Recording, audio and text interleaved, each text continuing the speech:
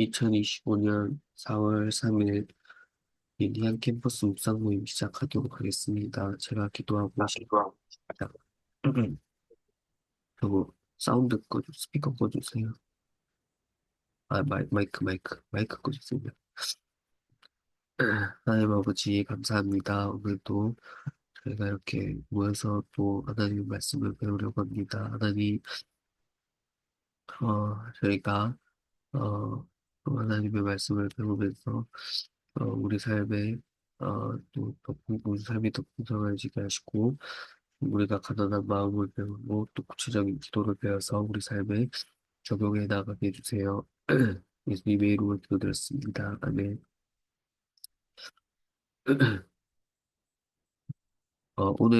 오늘은 시편 34편 말씀입니다. 시인의 영성 1권 320페이지부터입니다. 제가 한쪽 읽고 그다음에 지원 형제님, 다현 자매님, 시연 자매님 순서대로 한 페이지씩 읽도록 하겠습니다. 인간의 고통에 민감하고 늘 가까이 계신 하나님, 여호와는 마음이 상한 자를 가까이 하시고 일 양식 시편 34편은 교훈시로 분류된다. 이 시는 특히 고뇌의 순간으로부터 구원받은 이후 야훼 하나님께 어떻게 감사해야 할지를 가르쳐주는 교훈시다. 이 구조 1에서 3절 서론적 찬양, 4에서 7절 찬양의 이유, 8에서 10절 하나님을 경외할 것을 촉구, 11에서 14절 하나님을 경외하는 삶에 대한 가르침, 15에서 22절 하나님과 의인의 관계, 3 내용, 1 서론적 찬양, 내가 여호와를 항상 송축하며 내 입술로 항상 주를 찬양하리이다. 내 영혼이 여호와를 자랑하리니 공고한 자들이 이를 듣고 기뻐하리로다. 나와 함께 여호와를 광대하시다 하며 함께 그의 이름을 높이세. 1에서 3절은 서론적 찬양이다. 시인은 환경을 초월하여 항상 여호와를 송축하고 찬양한다. 2절의 여호와를 자랑하리니는 공고한 자들이 야훼의 도움으로 인해 승리를 얻었음을 인정하고 그 승리를 야훼의 은혜로 돌리는 행위를 말한다. 또한 공고한 자들이 이를 듣고 기뻐하는 이유는 시인 자신이 공고한 자로서 야훼가 간구를 들으시는 것을 직접 경험했기 때문이다. 시인은 야훼의 위대하심을 인정하고 공개적으로 그분을 찬양한다. 이 찬양의 이유, 내가 여호와께 간구하매 내게 응답하시고 내 모든 두려움에서 나를 건지셨도다. 그들이 주를 앙망하고 광채를 내었으니 그들의 얼굴은 부끄럽지 아니하리로다. 이 공고한 자가 부르짖음에 여호와께서 들으시고 그의 모든 환난에서 구원하셨도다. 여호와의 천사가 주를 경외하는 자를 둘러 진치고 그들을 건지시는도다.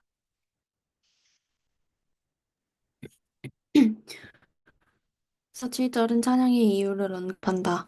야훼는 시인의 간구에 응답하시고 공고한 자들이 창피를 당하지 않게 하시며 공고한 자인 시인을 모든 고통으로부터 구원해 주셨다. 또한 시인은 여호와의 천사가 그분을 경외하는 공고한 자를 둘러싸고 구원해 주셨기 때문에 야훼를 찬양한다. 여호와의 천사는 군사적인 이미지로서 선택한 사람들을 보호하고 도와주시는 야훼의 능력을 가리킨다.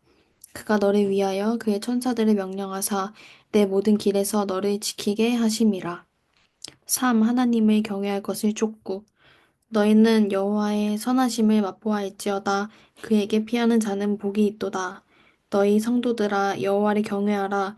그를 경외하는 자에게는 부족함이 없도다. 젊은 사자는 궁핍하여 줄일지라도 여호와를 찾는 자는 모든 좋은 것에 부족함이 없으리로다. 8에서 10절은 시인이 성도들에게 야훼를 경외하도록 촉구하는 내용을 담고 있다. 여호와의 선하심을 맛보고 알지어다라는 8절의 표현은 시인 자신의 체험을 통해 야훼의 선하심을 직접 깨달았다는 뜻이다. 시인은 성도들에게 야훼를 경외하라고 권면한다. 10절은 권면의 이유를 좀 더 자세히 설명한다. 젊은 사자 곧 자기 능력으로 충분히 자급자족하는 자들이 굶주리게 되는 상황에서도 야훼를 찾는 자는 좋은 것에 조금 더 부족함이 없을 것이기 때문이다. 하나님을 경외하는 삶에 대한 가르침. 너희 자녀들아, 와서 내 말을 들으라. 내가 여호와를 경외하는 법을 너희에게 가르치리로다. 생명을 사모하고 연수를 사랑하여 복받기를 원하는 사람이 누구뇨? 내 혀를 악에서 금하며 내 입술을 거짓말에서 금할지어다. 악을 버리고 선을 행하며 화평을 찾아 따를지어다. 11절에서 14절은 여호와를 경외하는 내 말을 들어라는 교훈 계시 촉구로 시작하여 교육적 질문으로 이어지고 권고로 끝을 맺는다. 11절의 여호와를 경외하는 것은 주님의 실제하심과 주님의 역사하심을 인식하고 인정하는 행동을 뜻한다. 이는 야훼를 두려워하는 것뿐만 아니라 인정하고 존중하며 존경하는 것을 포함한다. 야훼에 대한 이런 경외는 지식의 근본이 된다. 여호와를 경외하는 것이 지식의 근본이거늘 미련한 자는 지혜와 온결을 멸시하느니라. 생명을 사모하고 윤수를 사랑하여 복받기를 원하는 것은 모든 인간의 근본적인 소원이다. 이를 위해서는 혀를 악에서 금하고 악을 버리고 선을 행하며 샬롬을 찾아서 따라야 한다. 이 조건들은 공동체를 위한 책임적 윤리에 속한다. 야훼를 경외하는 것은 행위와 분리되지 않는다. 나더러 주여 주여 하는 자마다 다 천국에 들어갈 것이 아니요 다만 하늘에 계신 내 아버지 뜻대로 행하는 자라야 들어가리라. 또한 화평이 저절로 오는 것이 아니라 자꾸 추구해야 하는 것이다. 자꾸 추구하는 행위에는 지속적이고 본질적인 노력이 동반된다. 하나님과 의인의 관계. 여호와의 눈은 의인을 향하시고 그들의 귀는 그들의 부르짖음에 기울이시는도다. 여호와의 얼굴은 악을 행하는 자를 향하사 그들의 자취를 땅에서 끊으려 하시는도다. 의인이 부르짖음에 여호와께서 들으시고 그들의 모든 환난에서 건지셨도다. 여호와는 마음이 상한 자를 가까이 하시고 충심으로 통회하는 자를 구원하시는도다. 의인은 고난이 많으나 여호와께서 그의 모든 고난에서 건지시는도다. 그의 모든 뼈를 보호하시며 그 중에서 하나도 꺾이지 아니하도다. 악이 악인을 죽일 것이라. 의인을 미워하는 자는 벌을 받으리로다. 여호와께서 그의 종들의 영혼을 속량하시나니 그에게 피하는 자는 다 벌을 받지 아니하리로다. 15에서 22절은 야훼와 의인이 맺는 관계의 모습을 결론적으로 진술한다. 우리말 개정개혁 성경에서는 야훼의 눈과 귀와 얼굴이 단수로 나오지만 히브리어 성경에서는 모두 복수 형태로 되어 있다. 이는 야훼께서 모든 기관들을 총동원하여 의인의 부르짖음과 악인의 악행에 대해 민감히 반응하신다는 뜻이다. 야훼는 고통받는 자들에게 가까이 다가가셔서 그들의 상한 마음과 통회하는 충심, 곧 영을 살피고 구원하신다. 그러나 의로운 자라고 해서 위기와 시련이 닥치지 않는 것은 아니다. 야훼를 경외하며 사는 사람이라 할지라도 인생을 압도하는 환난으로부터 자유롭지 못하다. 모든 고난을 피할 수 있는 사람은 없다. 하지만 야훼께서는 이런 환난에 빠진 의인을 반드시 건져주신다. 하나님은 의인 몸속에 있는 뼈까지도 구석구석 살피고 구원하신다. 하나님의 가까이 하심과 구원하심은 정적인 행위나 추상적인 개입이 아닌 적극적인 개입과 직접적인 활동을 의미한다. 21절에 따르면 악인을 벌하는 주체는 하나님이 아니라 악 그 자체다. 악인이 범한 악은 부메랑처럼 되돌아와 그를 칠 것이다. 남을 해하기 위해 그물을 치고 은밀히 기다리는 자는 이처럼 자신이 친 그물에 걸려들 것이다. 그들이 감아들임은 자기의 피를 흘릴 뿐이요 숨어 기다림은 자기의 생명을 해할 뿐이니 결국 야훼는 당신의 종들의 생명을 구속하심으로써 그들이 벌을 피할 수 있도록 도와주신다.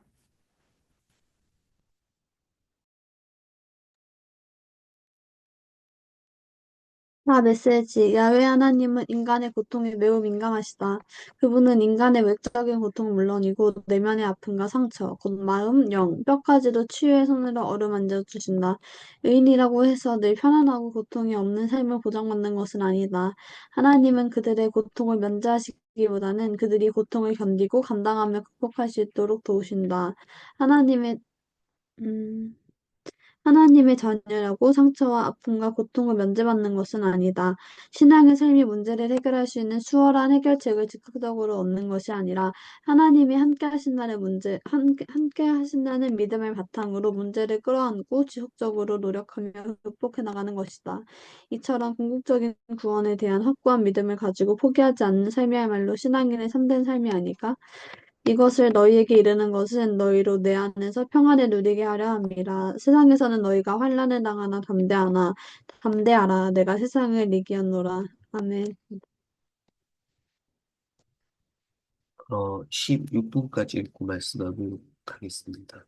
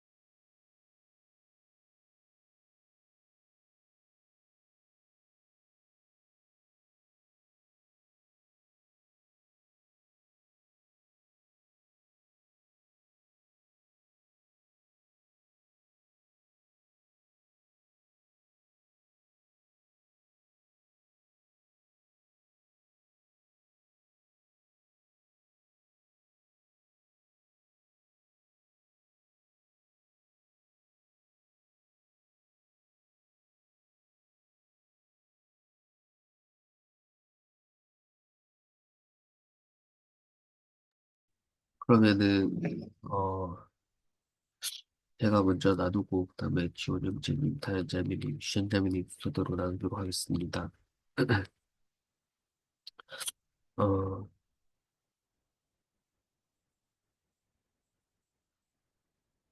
저는 오늘 말씀에서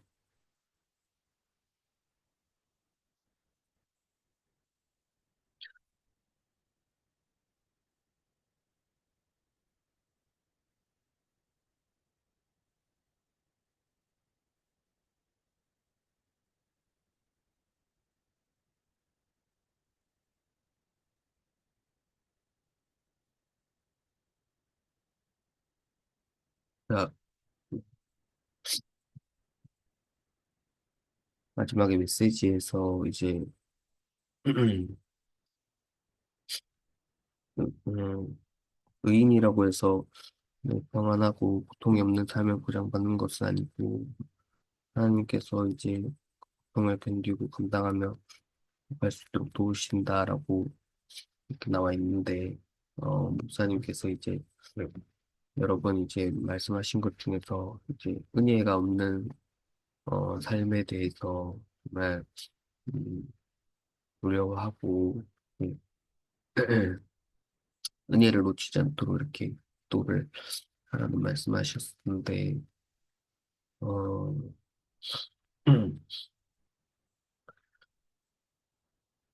예전에는 이제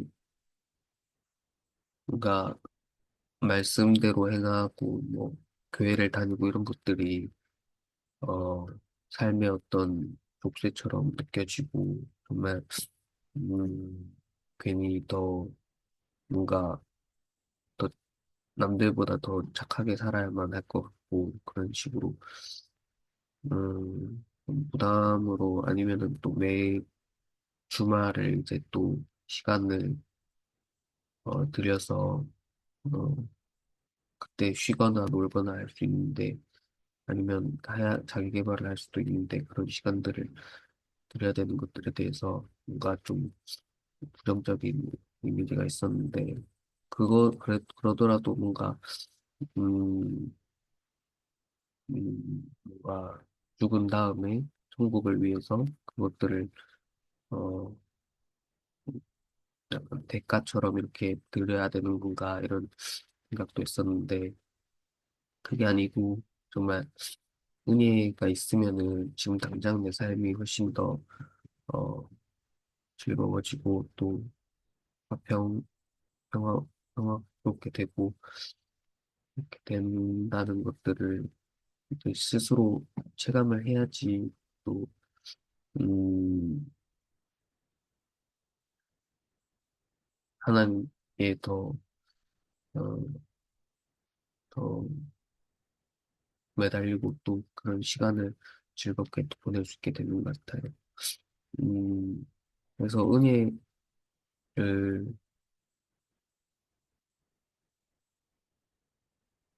찬양 중에도 이제 은혜 아니면 살 수가 없다는 그런 찬양 있잖아요. 제가 최근에 되게 좋아하게 됐는데 정말 은혜가 없으면 살 수 없는 것 같고 음, 오늘 말씀도 그렇고 오늘 묵상 모임을 통해서도 정말 하나님의 은혜를 구해야겠다 그런 생각도 들었습니다.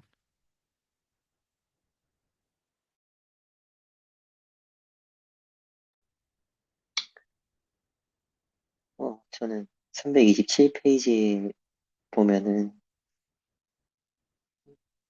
모든 음, 고난을 피할 수 있는 사람은 없다. 하지만 야훼께서는 이런 환란에 빠진 의인을 반드시 건져주신다. 하나님의 가까이 하심과 구원하심은 정적인 행위나 초달적인 개입이 아닌 적극적인 개입과 지속적인 활동을 의미한다. 이 부분이 좀 많이 와닿았는데요.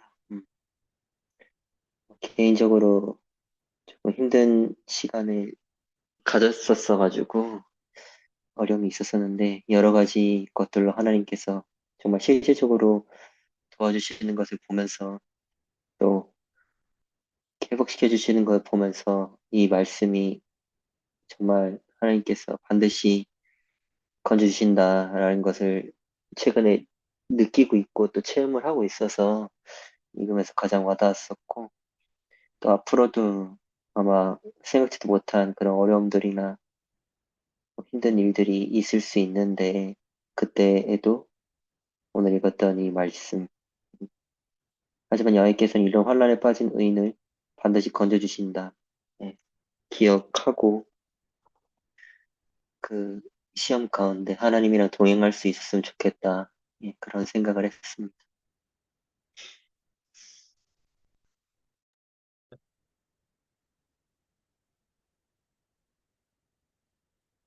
저는 19절 말씀, 의인은 고난이 많으나 여호와께서 그의 모든 고난에서 건지시는도다. 음, 이 부분이랑 또 327페이지에 야훼를 경외하며 사는 사람이라 할지라도 인생을 압도하는 환난으로부터 자유롭지 못하다. 이 부분이 저도 와닿았고, 음, 고난이 되게, 그쵸, 되게 작은 일도 고난으로 느껴질 때가 많고, 문제가 있으면은 이제 거기에 빠지기, 시선이 거기에만 빠지기가 되게 쉬운 것 같은데, 이게 계속, 어, 반복이 되기도 하고, 이제 뭔가 뭔가 뭐, 한 가지 일이 끝나면 또 다른 일들이 있고, 저는 이제 뭔가 뭐 고난이라고 표현하기는 잘 모르겠지만, 어쨌든 그냥 하나의 과제를 받더라도 그게 되게 힘들게 다가오고, 그걸 끝내면 또 다른 일을 해야 하고 하는 그런 것들이 이제 계속 반복되고 연속적으로 일어나면서, 어, 되게 문제가 생길 때마다 되게 새롭게 느껴졌던 것 같아요. 그래서 어, 그 문제에 있어서 하나님께 건짐 받는 게 뭘까? 하나님께 도움 받는 게 어떤 마음일까? 새로운 문제를 맞닥뜨릴 때마다 되게 새롭게 배우는 그런 시간들이었던 것 같아요. 그래서, 그 문제가 끝나면은 또, 뭔가 되게 가난한 마음이 또 사라지고, 그렇게 잘, 그러는데, 그러니까 그 고난이 아직 해결이 되지 않았을 때에 뭔가 문제에 집중하는 마음보다, 예수님과 함께 동행하는 게 뭔지를 조금 배워가고 있는 시간인 것 같아요. 그래서, 음, 그래서, 그런 고난이 끝나야지만 뭔가 의미가 있다기보다 고난이 있어도 뭔가 그 힘든 마음들을 적극적으로 기도하면서 하나님께 도움 구하고 예수님을 찾아서 뭔가 마음에 간절하게 그 상황 속에서도 예수님을 찾게 될 때, 어, 그 순간이 되게 중요한 것 같아요. 그리고 그때 뭔가 믿음으로 문제를 다룰 수 있게 해달라고 그런 좀 기도들이 나오는 것 같아요. 그래서 항상, 뭔가 항상 그 마음을 유지하는 거는 뭔가 되게 어렵지만 뭔가 돌이켜보면 또 마음이 다시 뭔가 높아져 있고, 뭔가 멀어져 있는 것 같고, 그럴 때가 많은데, 많이 많이 돌이키고, 많이 많이 뭔가 하나님의 도우심을 구하고 싶고, 되게 힘없이 약간 이런 일들을 해내면서 뭔가 힘없이 이렇게 끌려가는 그런 느낌들이 있었는데, 어, 뭔가 같이 수요 예배 이제 했을 시절에 같이 기도하면서 막 배우고 뭔가 적용하고 뭔가 힘있게 그렇게 배우는 것들을 나누고 했던 것들이 조금 생각이 나면서, 그래, 배운 거를 지금은 이제 혼자서 또 이렇게 적용해보는 시간이다 하면서, 다시 조금 힘을 얻어서 하고 있는 시간들인 것 같아요. 그래서, 음, 계속 하나님께, 많이 돌이키고, 그렇게 하고 싶고, 음,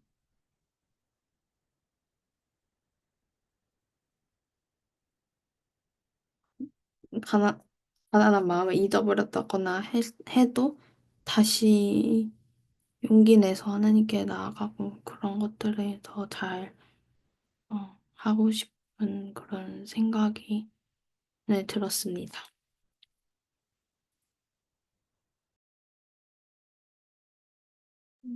제가 제일 길게 나눌 것 같은데, 저는 322페이지에 보면은, 사절? 예, 사절에 보면은, 내가 여호와께 간구함에 내게 응답하시고 이렇게 써 있고 그 다음에 323페이지 아니 네 324페이지에 11절이랑 14절에 보면은 너희 자녀들아 와서 내 말을 들으라 내가 여호와를 경외하는 법을 너희 가르치리로다 또 14절에 악을 버리고 선을 행하며 화평을 찾아 따를지어다 이렇게 써져 있고요. 326페이지에 18절에도 여호와는 마음이 상한 자를 가까이 하시고 충심으로 통회하는 자를 구원하시도다 이렇게 써져 있고 맨 마지막에 328페이지에도 이제 하나님은 그들의 고통을 면제하시기보다는 그들이 고통을 견디고 감당하며 극복할 수 있도록 도우신다. 하나님의 자녀라고 상처와 아픔과 고통을 면제받는 것이 아니라 신앙의 삶이란 문제를 해결할 수 있는 수월한 해결책을 즉각적으로 얻는 것이 아니라 하나님이 함께 하신다는 믿음을 바탕으로 문제를 끌어안고 지속적으로 노력해가며 극복해 나가는 것이다. 이처럼 궁극적인 구원에 대한 확고한 믿음을 가지고 포기하지 않는 삶이야말로 신앙인의 참된 삶이 아닐까 이렇게 마무리가 되고 있는데 저는 뭐 요새 그렇게 크게 다르게 지내고 있지는 않고 그냥 다른 점이 있다면 아르바이트를 이제 하면서 지내고 있는데 이제 한 달 정도 됐거든요. 근데 좀 매장이 저희 매장이 큰 편이기도 하고, 그냥 좀 할 게 좀 많기도 하다 보니까 되게 많이 혼났었어요. 근데 되게 많이 혼났는데, 일도 일이지만, 일을 이제 메우고 이러는 것도 힘들지만, 일이 힘든 것보다 사람에서 이제, 상사죠. 그 인간관계에서 오는 힘든 게 훨씬 크더라고요. 그래서 이제 일을 하면서 계속 끝나니까, 처음에는 제가 되게 이게 억울한 마음이 들고, 내가 이거 한 달 차인데 이거 모든 일을 다 벌써 외워서 할 수는 없지 않나? 너무 나한테 빨리 적응을 바라는 것 같다고 생각을 해서 되게 막 억울하기도 하고 그래서 마음이 그렇게 가다 보니까 이제 상사에 대한 원망도 들고 그랬었거든요. 그러다가 이제 되게 크게 한 번 지적을 당했었어요. 계속 지적이 있긴 했는데 한 번 크게 지적을 받아서 그때 마음이 너무 어려운 거예요. 그래서 일이 막 손에 막 안 잡히고 다른 일을 해도 막 어렵고 했었는데 그래서 엄청 제가 여기를 지원을 할 때도 엄청 기도를 하면서 했었거든요. 다른 데를 지원을 할 때도 그렇고. 근데 그때처럼 그냥 하나님한테 엄청 기도를 하면서 마음을 계속 구하고 가기 전에도 기도를 엄청 하고 하니까 이제 그때 면접 볼 때처럼 마음이 엄청 떨리더라고요. 이제 기도를 해서 뭐 그런 건지는 모르겠는데 그러고서 그날 딱 가서 이제 하니까 정말 하나님이 정말 이렇게 기도 응답처럼 정말 선물처럼 같이 일하는 사람들도 저한테 엄청 부드럽게 대해주는 게 느꼈고 그냥 되게 하나님이 그 사람들의 마음을 좀 만져주셔서 상황 자체가 좀 저를 보호하고 있다는 생각이 들었어요. 그리고 그 다음 날은 이제 제가 주에 이틀 월화를 출근을 하는데 그 다음 날은 그냥 상황이 보호를 한다기보단 제 마음이 그냥 좀 가난한? 제 입으로 그렇게 얘기하긴 그렇지만 마음이 가난해가지고 이제 원래 매니저님이 보통 많이 나오세요. 아니면 점장님이 나오시거나 이제 아무래도 매장이 크니까 이제 실수를 하면 알바생이니까 실수를 하면은 그거를 커버할 사람이 필요하니까 두 분 중에 한 명이 항상 번갈아 가서 나오시는데 이제 그런 그 매니저님이나 뭐 이제 점장님에 대해서 되게 원망이 있었고 이렇게 일을 할 때 계속 뒤에서 지켜보고 계시고 이러니까 되게 어려웠는데 그날도 혼나기는 했어요. 그날도 혼나기는 했는데 그냥 그 혼나는 거에 대해서 그치 내가 이제 한 달 정도 했으니까 이제 어느 정도 이런 실수를 안 하는 게 맞고 그냥 그 사장님 입장에서 보면은 그런 그냥 그렇게 나를 혼내는 게 당연하겠다 생각이 들면서 이게 원망의 마음으로 가지 않고 그냥 좀 수용이 됐던 것 같아요. 그 상황에 대해서. 그리고 그냥 그거를 상대방이 아니라 그냥 나한테서 그거를 좀 이유를 찾게 되고 그러더라고요. 그래서 근데 그렇게 상황을 보면서 되게 오늘 말씀처럼 이제 마지막처럼 그 믿는 사람한테 아예 그런 상황이 안 주어지는 건 아니지만 정말 그거를 믿는 사람한테는 하나님이 그 상황에 내가 견딜 수 있는 시야를 좀 바꿔주시는 그런 생각이 들었어요. 그래서 목사님이 처음에 그 기도하는 방법 알려주실 때 막막한 마음이 물러가고 하나님을 신뢰를 해야 된다고 하셨거든요. 근데 처음에 이제 딱 그렇게 매니저님한테 혼나고서 기도할 때는 그냥 하나님이 이 상황을 해주실까라는 생각이 들고, 하나님이 상황을 이렇게 아예 바꿔주실 것 같진 않은 거예요. 그냥 내가 뭐, 내 불안한 마음이 바뀌거나 그럴 수는 있어도 상황이 내가 원하는 대로 흘러갈 것 같지는 않아서 신뢰가 되거나 뭐 이러진 않았는데, 딱 그게 되니까 그냥 제 마음도 가난해지고, 하나님이 보게 해주시는 시야도 좀 바뀌고 그러더라고요. 그래서 다음 주에 또 출근하면 또 어려울 것 같기는 하지만, 이렇게 하나님한테 항상 이렇게 신뢰하는 마음이 계속 있었으면 좋겠다. 그렇게 생각을 했습니다. 네.